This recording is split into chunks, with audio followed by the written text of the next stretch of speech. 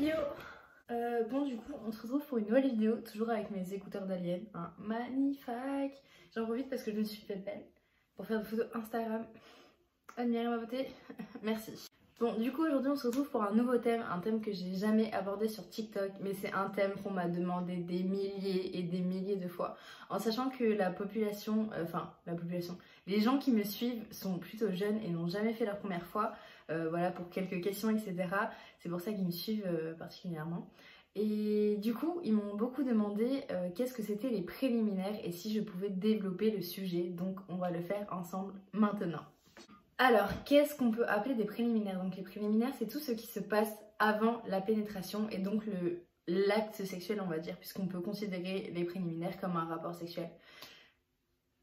De mon point de vue en tout cas. Pourquoi je considère les préliminaires comme un acte sexuel? Tout simplement parce que considérer qu'une personne, par exemple une femme qui va être lesbienne toute sa vie, qui ne sera jamais attirée par les hommes, on va pas la considérer vierge toute sa vie. Donc à partir du moment où elle aura fait l'amour pour la première fois avec une femme, elle aura jamais eu la pénétration, etc. D'un pénis et donc sera considérée comme vierge d'après la définition d'être vierge. C'est donc pour ça que je suis pas trop d'accord avec la définition du mot vierge, tout simplement parce qu'on n'est plus vierge à partir du moment où on a été pénétré par un pénis. Sauf que je suis désolée, à partir du moment où tu as eu des rapports sexuels et tout avec... Enfin, des préliminaires avec certaines personnes. Désolée, j'ai bugué parce que l'écouteur, je sais pas pourquoi, il fait... Bref. Donc pour moi, on n'est plus vierge à partir d'un certain moment, à partir où on ne se sent plus vierge, tout simplement. D'avoir fait des préliminaires avec une personne, les frottis-frottas, etc. Ça peut être considéré comme un rapport sexuel. Donc je pense qu'on devrait choisir à quel moment on est ou pas vierge. Ou puceau ou pucelle. Putain, mais je sais pas ce qu'ils ont les écouteurs, ils font du bruit là, pourtant ils ont de la batterie.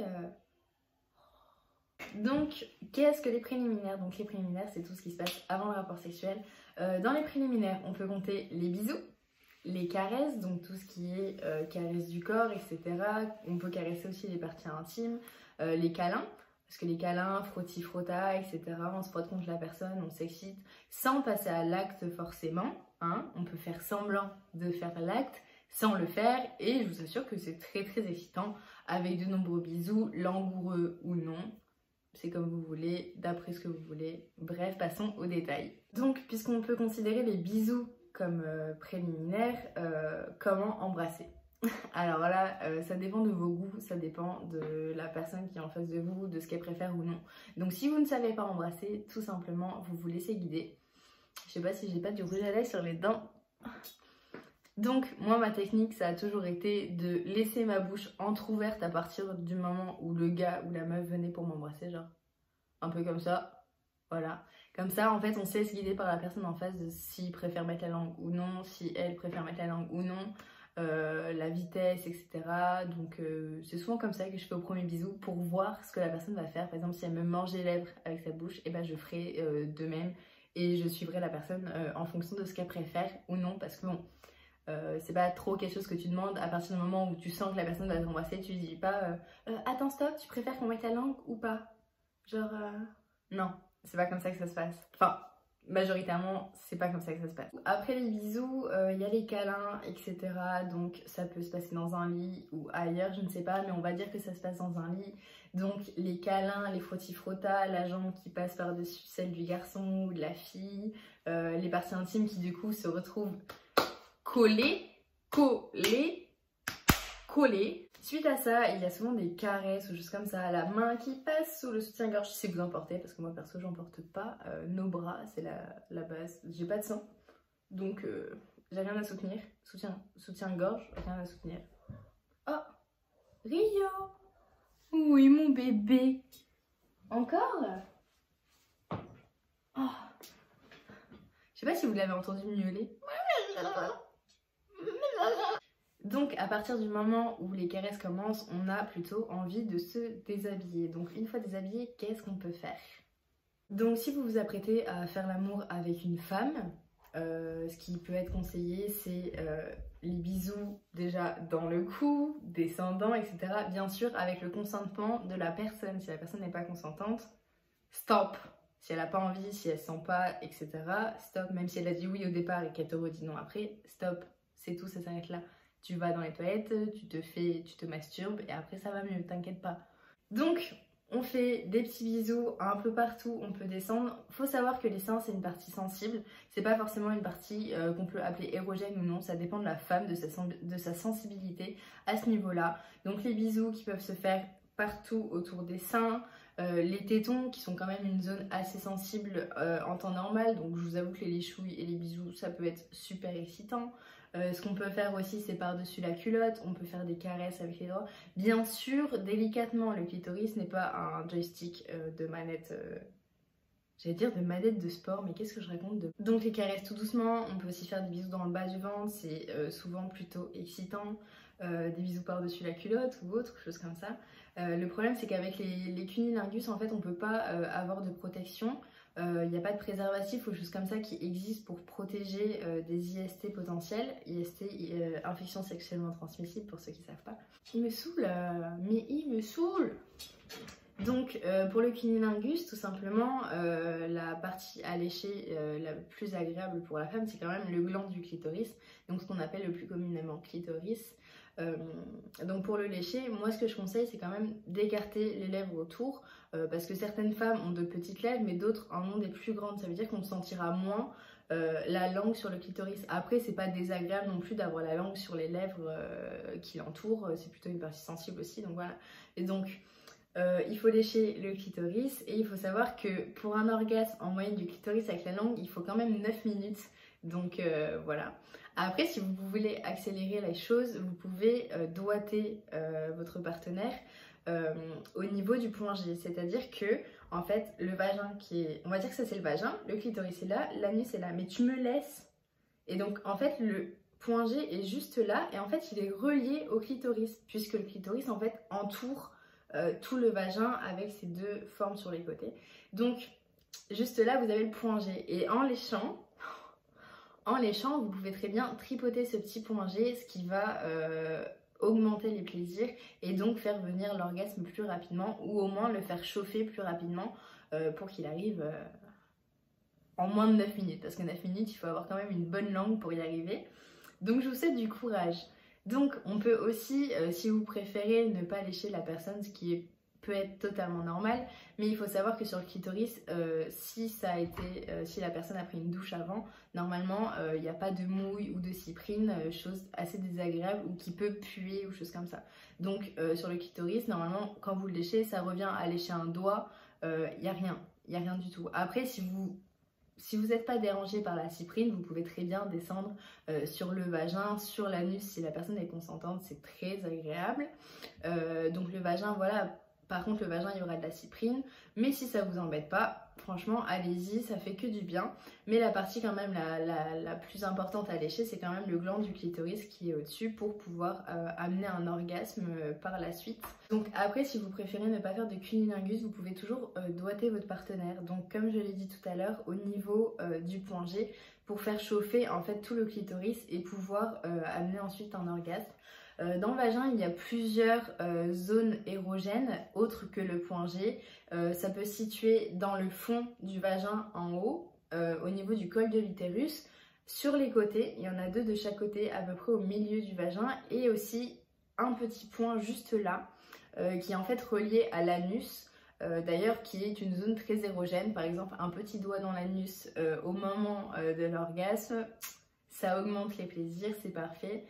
Si la personne est consentante, il faut lui demander avant parce que c'est pas quelque chose que tout le monde pratique, surtout lors d'une première fois, donc je le conseille pas sans avoir demandé l'avis de la personne, ça pourrait amener de bonnes surprises. Hein. Bon, pour doigter, il faut se concentrer majoritairement sur le point G qui est situé en haut, donc vous mettez votre petit doigt comme ça et vous frottez. Bien sûr, les ongles coupés parce que sinon ça peut couper ou déchirer le vagin, ce qui amènerait des saignements et donc ce qui amènerait des personnes dans mes DM pour me demander pourquoi je saigne. Voilà, donc on évite cette question. Donc maintenant on va passer à qu'est-ce qu'on peut faire à un homme. Donc les bisous, les câlins, etc., les frottements. Vous pouvez aussi faire des petites papouilles par-dessus le caleçon qui sont en érection ou non d'ailleurs. Vous pouvez passer la main dedans et donc là on arriverait à branler la personne.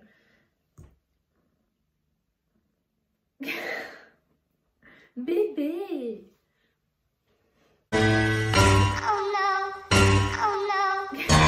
pour branler, c'est simple.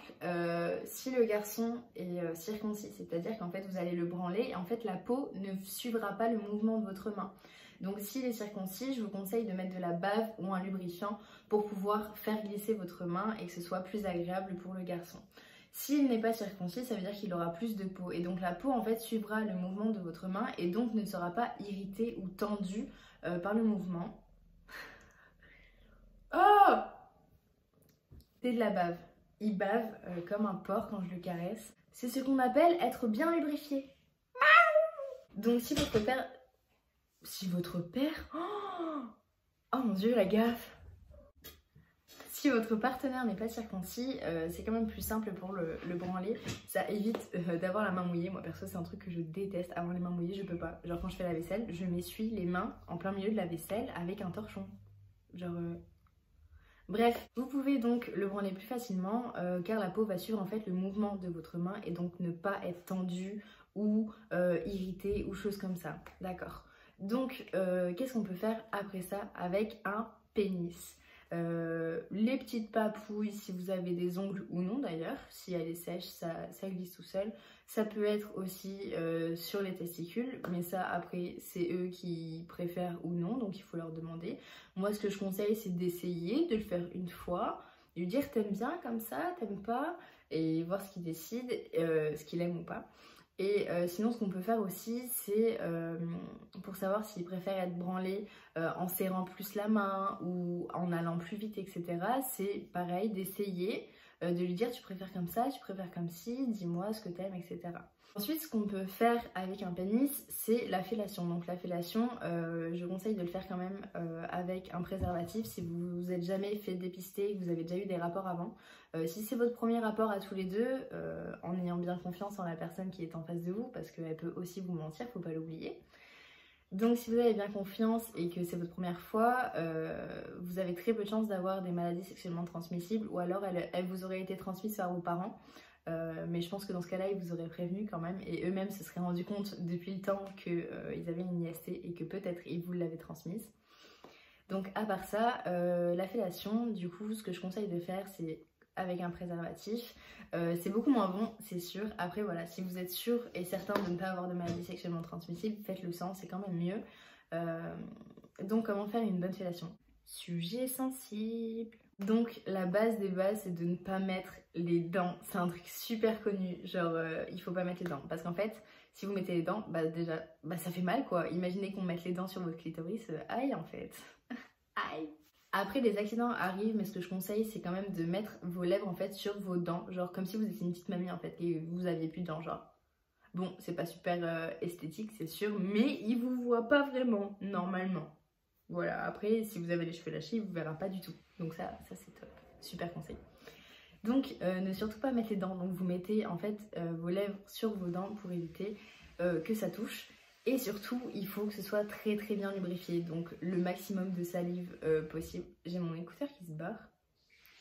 Maximum de salive possible, vous crachez ou choses comme ça. Après, le lubrifiant, c'est pas forcément très bon.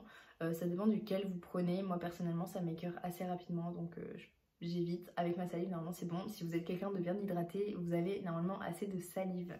Et c'est pareil pour les préliminaires pour les femmes. Il faut que ce soit vraiment très bien lubrifié, sinon ça peut provoquer des irritations. Et suite aux irritations, on peut avoir des mycoses, ça gratte, c'est pas agréable, franchement je le conseille pas. Donc beaucoup de lubrification, que ce soit de la salive ou du lubrifiant. D'ailleurs je conseille le lubrifiant bio, parce que tout ce qui est lubrifiant avec des goûts, etc. Franchement c'est à bannir si vous avez la peau sensible. Next. Parce que c'est, bref, c'est pas bon. Et pareil pour les capotes avec des goûts, c'est pareil, c'est pas bon du tout. C'est irritant, ça peut causer des mycoses par la suite. Donc pour la fellation, beaucoup de lubrification, ne surtout pas mettre les dents. Dépendant de la taille du pénis de votre partenaire, parce qu'il peut être large, il peut être long. S'il est long, ce que vous pouvez faire pour que tout le pénis soit stimulé, c'est de sucer sur le haut, donc tout ce qui est le gland, etc. Et avec votre main en dessous, de le branler pour que tout le pénis en fait soit stimulé et en action. Voilà. Par contre, s'il est large, bah, vous n'êtes pas forcément obligé de sucer. Il y a aussi lécher, le gland, etc. qui sont plutôt agréables. D'ailleurs, une partie qui est souvent le plus sensible sur le pénis de l'homme, c'est le frein. Le frein qui est situé en fait, genre vous allez avoir le pénis qui est comme ça normalement, donc là vous avez tout le gland qui est là. Et en fait, le frein est juste en dessous. Il relie le gland vraiment au pénis en fait. Voilà. Donc ce petit frein là, normalement c'est quelque chose qui est plus sensible. Après voilà, à demander à votre partenaire s'il préfère ou non. C'est à lui de voir ce qu'il aimerait que vous lui fassiez. Et si vous êtes d'accord, bien sûr, allez-y, lancez-vous. Vous pouvez aussi lécher des testicules si la personne aime bien. En général, c'est quelque chose d'assez sensible. Et du coup, les gars, genre, souvent, ils ont plus des frissons ou des guilis ou des trucs comme ça. Donc, c'est pas forcément assez facile. Bref. Donc cette vidéo est terminée, j'espère que j'ai rien oublié, que j'ai donné assez de détails et que vous allez vous en sortir pour les préliminaires. Normalement c'est quelque chose d'assez facile et c'est quelque chose que je conseille énormément avant un rapport, tout simplement pour que la femme soit préparée et lubrifiée naturellement, qu'elle soit bien excitée, etc.